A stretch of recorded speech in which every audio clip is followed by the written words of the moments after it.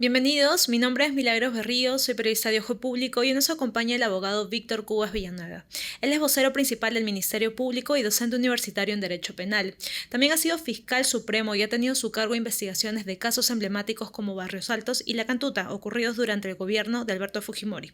Muchas gracias por acompañarnos. Muchas gracias por la invitación. Bien, bueno. Hace 9 meses, en diálogo con Ojo Público, usted decía que cuando todo un cuerpo está enfermo no hay partes sanas. Y eso lo comentaba en alusión a la crisis en el país, donde dadas las condiciones los órganos de administración de justicia tampoco podían funcionar de manera eficiente en sus palabras. ¿Cree usted que esa condición hoy se mantiene? Sí, lo creo y creo que se ha profundizado la crisis de más o menos hace un año. Vienen dándose un conjunto de leyes que dificultan sobremanera la labor, sobre todo del Ministerio Público en cuanto a investigación de delitos graves que son propios del crimen organizado y cuya incidencia en los últimos años ha aumentado significativamente. Así es. De hecho, un reportaje de Ojo Público ya alertaba que 6 bancadas impulsan al menos 10 proyectos para limitar las atribuciones de los jueces, ¿no? Y someterlos a una fiscalización política, imponer sanciones controversiales. Eso entre otras medidas que también están vinculadas al tema de inseguridad ciudadana, de crimen organizado, un poco todo está entrelazado. A partir de estas iniciativas que le comento, ¿cuánto cree usted que afecta este impulso del Congreso para someter la justicia? Afecta gravemente al sistema de administración de justicia. Por un lado, se imposibilita a los operadores utilizar las disposiciones legales. El caso, por ejemplo, de hacer allanamientos, poniendo la exigencia que para un allanamiento se tenga que notificar al investigado, pero además se tenga que Hay un abogado. exigir la presencia de su abogado defensor. Y esto es completamente contradictorio, porque un allanamiento es una medida que está legislada dentro del rubro de búsqueda de pruebas y restricción de derechos, y se hace sin notificar al investigado, porque este hecho determinaría que va a ocultar evidencias, que es la que la Fiscalía busca. Pero además exigir la presencia de su abogado defensor es una situación completamente contradictoria, porque el investigado, con impedir la presencia del abogado, está impidiendo la realización de la diligencia. Entonces está frustrando toda la posibilidad de encontrar elementos probatorios en graves casos de delitos propios del crimen organizado. ¿Y cree que esta situación, o sea, esta serie de iniciativas que se están dando, son, digamos, opone a los órganos de justicia en un estado de mayor vulneración en comparación a otras épocas de la historia en el país? ¿Cree que estamos en el peor momento o a cuál podríamos compararlo? Yo creo que estamos en el momento más crítico. En lo personal, yo he vivido la época de la década del 90, toda la década del 90, y la acentuación de la crisis a partir del año 95, cuando se promulgan las leyes de amnistía. Y hay una actitud claramente encaminada a lograr impunidad en los actos que en ese momento se presumía que existen, pero no se tenía evidencia. Entonces había que investigar. Lo de ahora es mucho más grave que lo que ocurrió en la década del 90.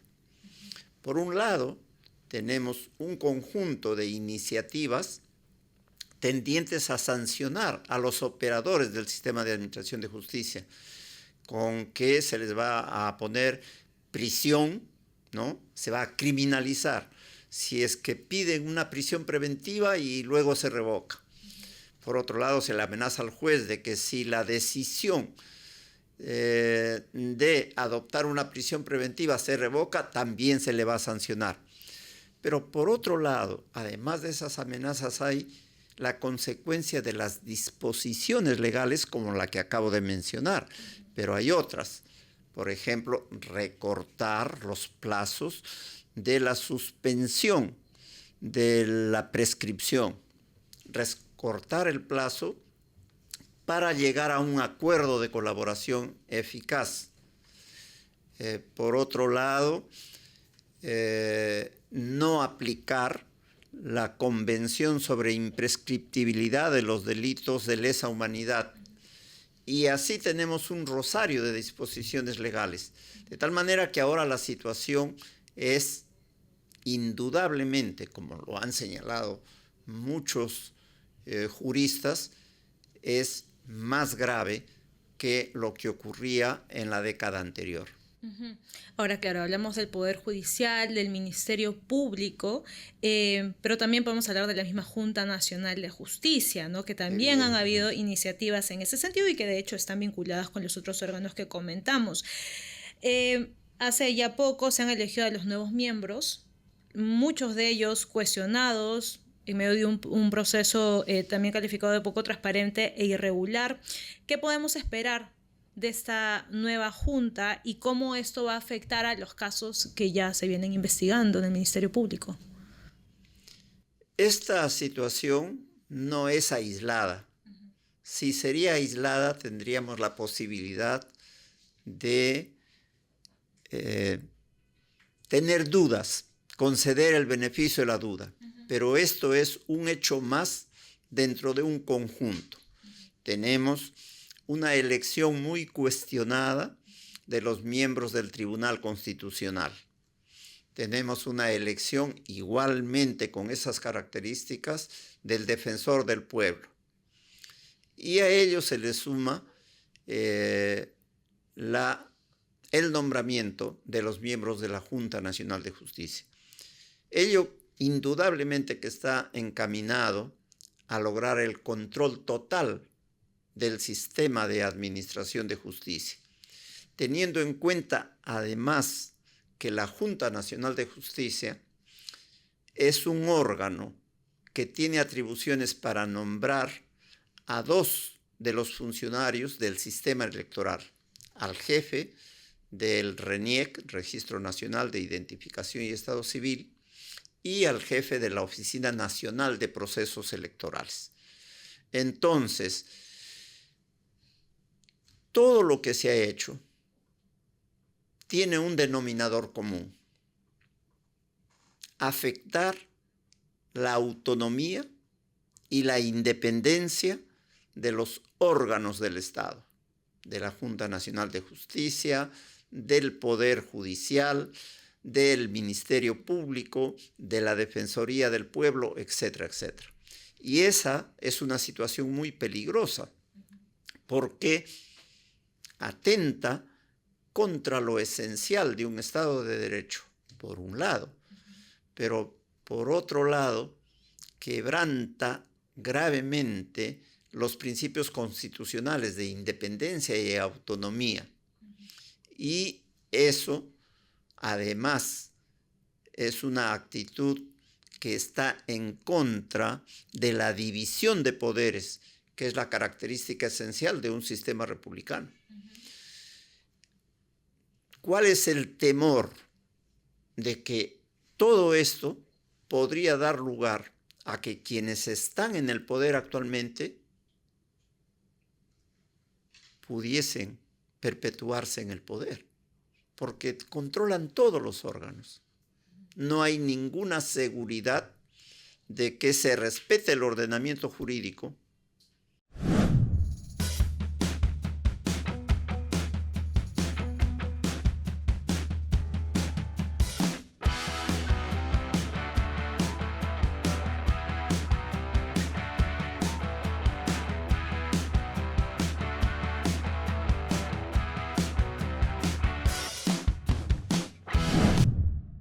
A propósito de lo que hablábamos de la labor del Ejecutivo, ahora mismo el Ejecutivo ya tiene en sus manos una de estas iniciativas, ¿no? Hay bueno, la ley que modifica el Código Penal, el nuevo Código Procesal Penal, y tienen hasta el 11 de diciembre para poder responder, ¿no?, a esta autógrafa. Hay dos elementos que llaman la atención. Uno que señala que, me refiero a la detención para policías que hacen uso de su arma y provocan lesiones o muerte. Y otro que de hecho está en el último punto, en la disposición complementaria derogatoria, que es la única, y que propone derogar la detención preliminar en caso de no flagrancia. Aunque sí haya razones para considerar que se haya cometido este delito, que es lo que dice el Código Procesal Penal. En la práctica, y para aterrizar estas disposiciones, ¿cuál sería el principal impacto de esta norma? De que no tendría razón de ser que exista una fiscalía contra el crimen organizado, de que el Estado estaría imposibilitado de luchar contra el crimen organizado, que tiene manifestaciones múltiples: tráfico ilícito de drogas, terrorismo, minería ilegal, tala ilegal, trata de personas, pesca ilegal, tráfico de migrantes, tráfico de armas, etcétera, etcétera, etcétera. Si es que no hay detención preliminar, ¿cómo se podría investigar a quienes están señalados por la misma policía, que por acciones de inteligencia determina el accionar de determinadas personas en organizaciones criminales dedicadas a estas actividades? ¿Considera que este puede ser uno de los principales, o cuál cree usted que de estas iniciativas sería una de las más graves? Porque hay diversas. Esta indudablemente sería la más grave. Permítame hacer una referencia. A finales de la década del 90, la policía reclama que no puede investigar salvo en los casos en que detiene en flagrancia, pero que hay mucha delincuencia propia del crimen organizado en donde no puede detener, porque no sorprende a los involucrados en actos delictivos en flagrancia delictiva. Entonces, ¿qué hacer? Por eso se aprobó la detención preliminar, para que cuando los involucrados en actos delictivos no fuesen sorprendidos en flagrancia, pero sean sindicados en actividades delictivas cuyos pena sería superior a los 4 años de privación de libertad, se pueda solicitar la detención preliminar. Y a partir de entonces, eso fue aprobado antes que el Código Procesal Penal. Luego ha sido incorporada a la norma al Código Procesal Penal. Y en virtud de esa norma, no hay día en que no se informe a la opinión pública que ha habido un operativo, por ejemplo, para detener a los miembros del Tren de Aragua, el caso actual, o a la organización delictiva La Gran Familia, o a las organizaciones delictivas dedicadas al tráfico ilícito de terrenos. No hay día que no haya operativo, que se hace mediante el allanamiento de domicilio, con fines de recaudar elementos probatorios o de detener a quienes están participando en la realización de estas actividades delictivas. Todo esto quedaría absolutamente imposibilitado de hacerse si se deroga el literal A del artículo 261 del Código Procesal Penal.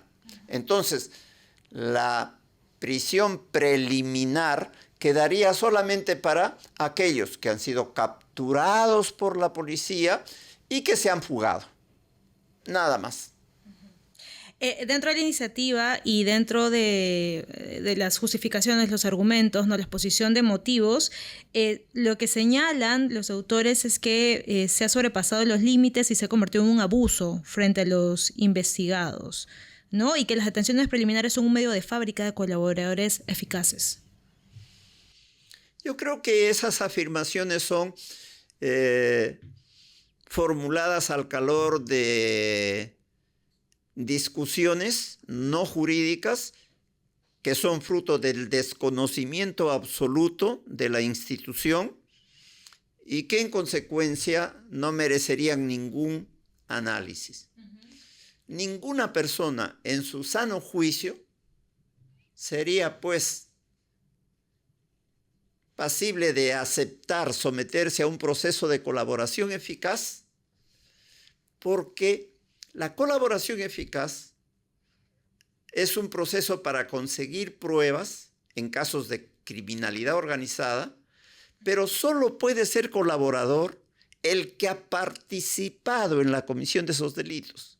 En consecuencia, el aceptar la colaboración eficaz es reconocer que se ha participado, que es miembro de la organización criminal y que se está arrepintiendo, porque la colaboración eficaz es producto del arrepentimiento, y que su arrepentimiento conlleva la colaboración que va a hacer con las autoridades, entregando información que sea importante.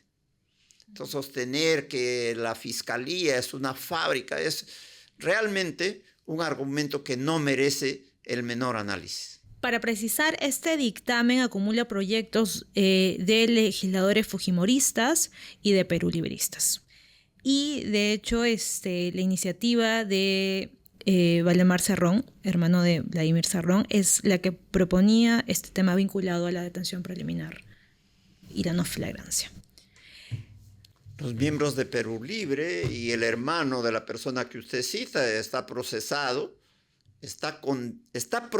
tiene procesos pendientes, pero está condenado.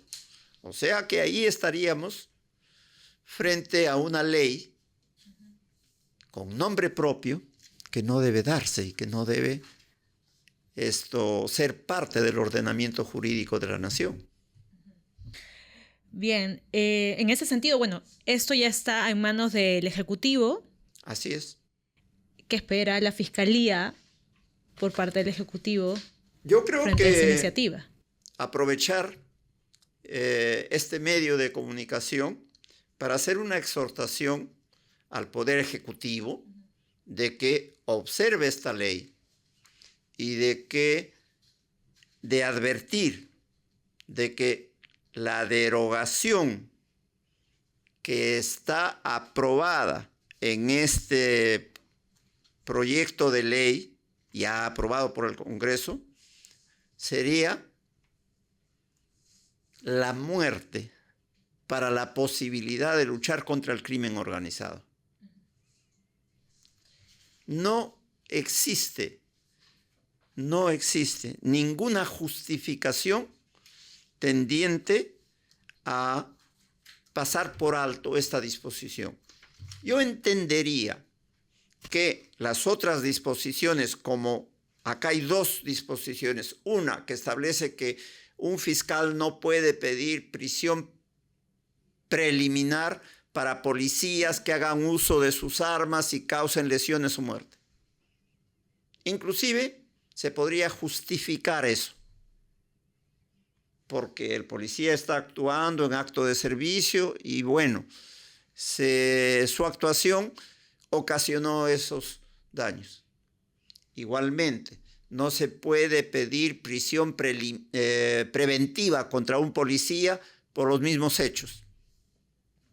Como son policías que tienen trabajo, que tienen arraigo y que además los actos han sido cometidos en ejercicio de sus funciones, no deben ir a prisión. Hasta eso estaría justificado. Pero pretender eliminar la detención preliminar es en realidad un hecho que está en contra total de la lucha contra la inseguridad ciudadana, contra el crimen organizado, contra la corrupción, contra lo dispuesto en tratados internacionales como la Convención contra la Corrupción, como la Convención de Palermo.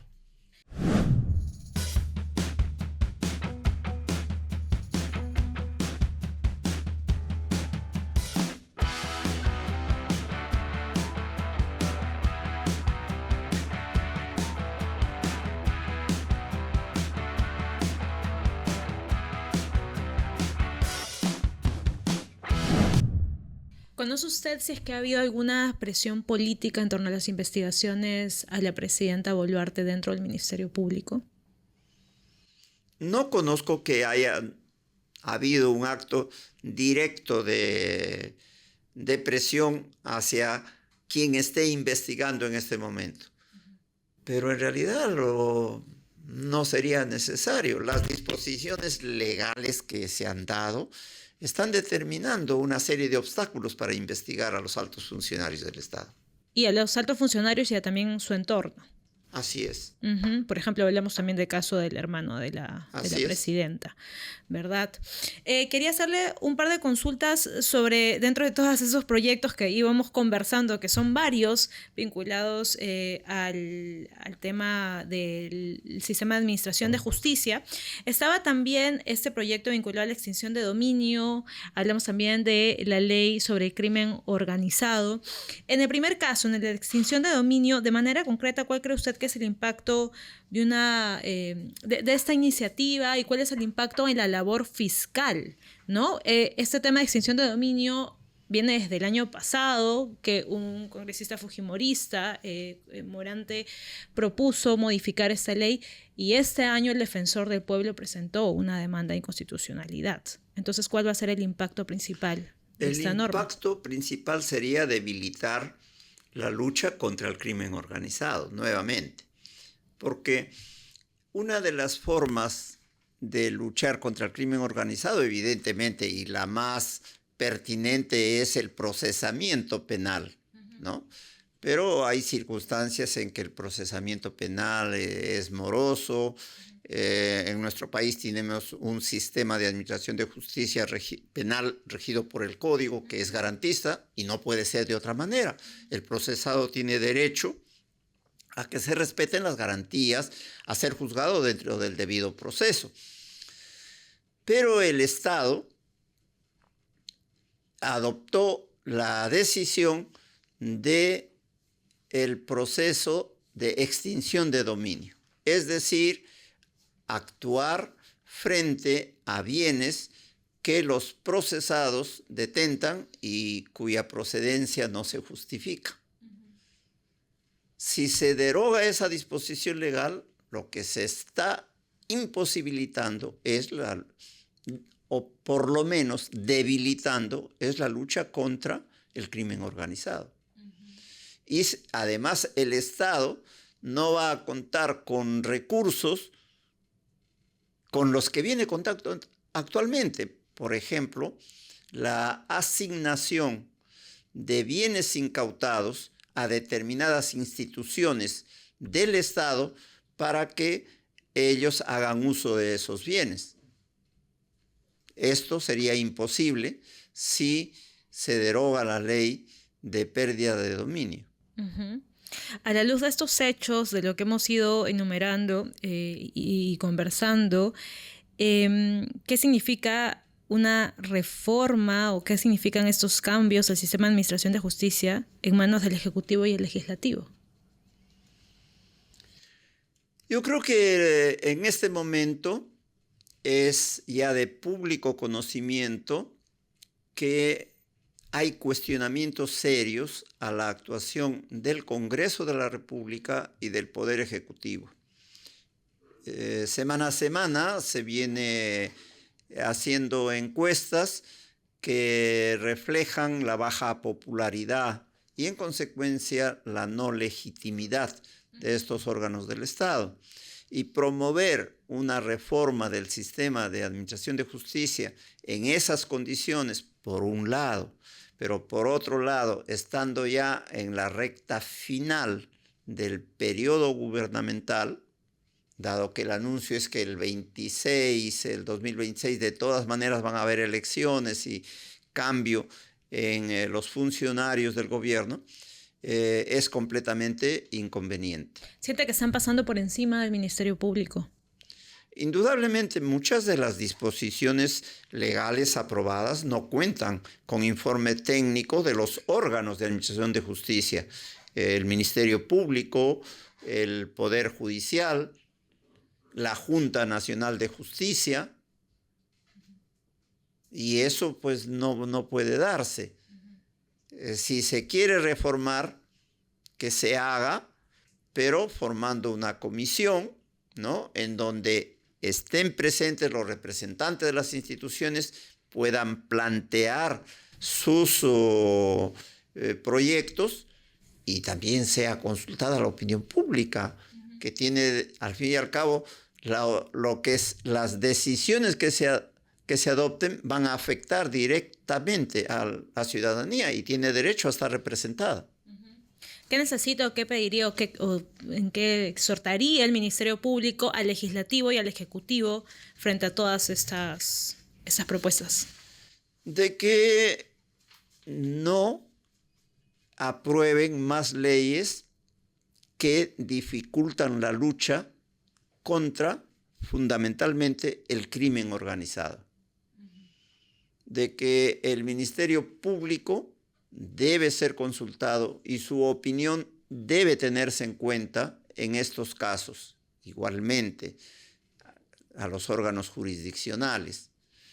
Pero además, si es que realmente los poderes del Estado están interesados en una lucha contra todas las formas de crimen organizado y todas las formas de delito que atentan contra la seguridad ciudadana, que le presten la debida atención a los órganos del sistema de administración de justicia, dotándolos de presupuesto que les permita realmente desarrollar las acciones de lucha contra la delincuencia. El Poder Judicial tiene pocos recursos y eso se refleja en la morosidad para juzgar. El Ministerio Público tiene pocos recursos y eso se refleja en la falta de apoyo logístico a las investigaciones, ¿no? Sistemas de comunicación, movilidad, laboratorios para que se hagan análisis, peritos especializados para que presten apoyo a las investigaciones, etc. Pero finalmente a la misma policía se cambia la disposición legal y se le da facultades para desarrollar autónomamente la investigación preliminar, pero no se le da los medios necesarios para ello. La policía necesita, para adelantar investigaciones, contar con un apoyo logístico que es indispensable, diríamos, lo mínimo indispensable para que puedan cumplir su labor. Mientras tanto, lo que se ve, y volviendo quizá al primer escenario que hablábamos, mientras el país está sometido a una crisis permanente, en este cuerpo enfermo, ¿no?, que comentábamos, lo que se ve es que los distintos poderes del Estado no llegan a un acuerdo, se atacan mutuamente y no hay ningún consenso frente a situaciones que afectan a todo el país. Sí, hay una situación de ignorar los pedidos de la ciudadanía. A este momento es público y notorio que hay sectores de la población que han pedido la derogación de la ley que modifica el tipo penal crimen organizado, ¿no? Hay pedidos de la de la ciudadanía con hechos concretos de movilizaciones, de paros, etcétera, pidiendo que deroguen la disposición que exige que los allanamientos tengan que ser notificados. Y hay una resistencia a escuchar estos planteamientos. Y eso, pues, no debe darse en un sistema democrático en donde debe haber transparencia, debate, participación ciudadana, etcétera, etcétera. Pero estamos en un sistema democrático. Yo creo que indudablemente que se ha resquebrajado absolutamente la división de poderes, que es la característica fundamental del sistema democrático. Bien, le agradezco muchísimo su participación aquí. Gracias. Muchas gracias por la invitación.